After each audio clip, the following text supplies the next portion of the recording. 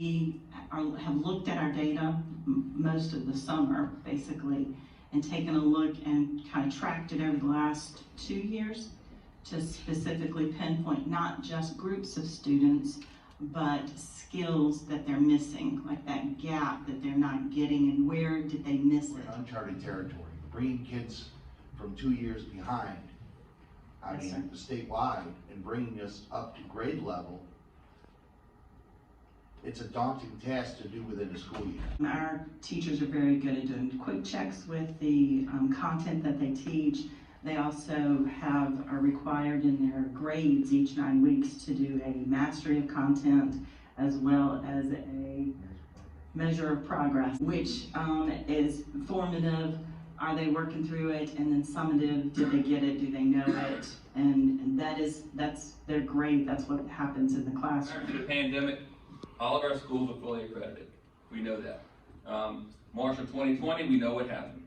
We know we were shut down, students were sent home, teachers were sent home. We did the best we could given what we had, but we really couldn't do a whole lot from March of 2020 into the summer.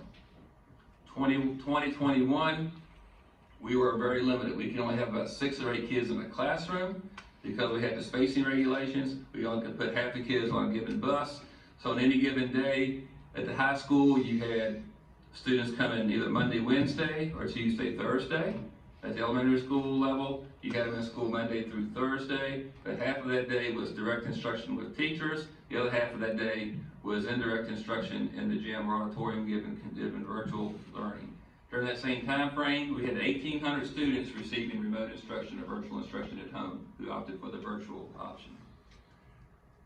21-22, in June of that summer, I felt really good because I briefed y'all, said, hey, COVID numbers are down, we're ready to get back to school. July, we had new teacher orientation within July, and this thing called Delta started popping up. And right when school started, it hit Amherst County pretty hard. We made it to school for about a week and a half.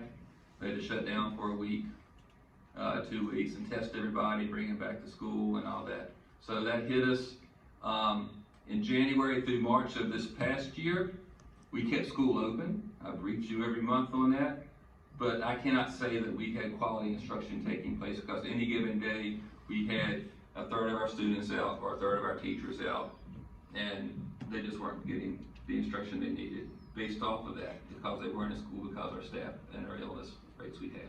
Or during 21-22 school year, we had 13,751 hours of substitute teacher time. A lot of that was due to the pandemic and teachers being quarantined or just illness in general. And we do this for the kids. And it's important for us to remember that when we get sidetracked on everything else that's going on in life and in the world, that we take a step back and remember that we're in it for the kids.